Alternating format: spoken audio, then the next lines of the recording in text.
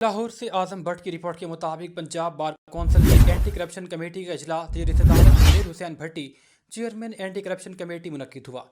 Committee ने जाली वकला आमना सगीर शाहिद वसी मोहम्मद जमशेद नदीम मुनव्वर और दीगर के खिलाफ FIR करवाने के अहकाम जारी कर दिए। मुतादिद वकला के लाइसेंस कैंसल। इजलास में सरदार खुबैब अनवर अमजद इकबाल खान मेम्बरान एंटी करप्शन की शिरकत। मुख्तलिफ अवामी शिकायत की समाअत की गई।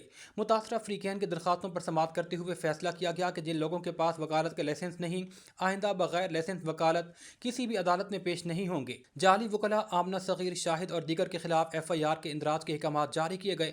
सायरीन की शिकायत पर कार्रवाई करते हुए करार दिया कि जो वकील गैर कानूनी या धोखाधड़ी में मुलविस हुए उसे वकालत के पेशे से नाअहल करार दिया जाएगा। कमेटी ने इजलास में सायरीन की शिकायत पर दर्ज झेल वकला के लाइसेंस फौरी तौर पर मुअत्तल कर दिए। Sheikh Shoaib Ahmed Pervez advocate, Malik Zulfiqar Ali advocate, Chaudhry Sulaiman Arshad advocate, Rana Tahir, Saddam Hussain, Mohammad Aslam, Mohammad Asif, Usloob Qureshi और दीगर शामिल हैं।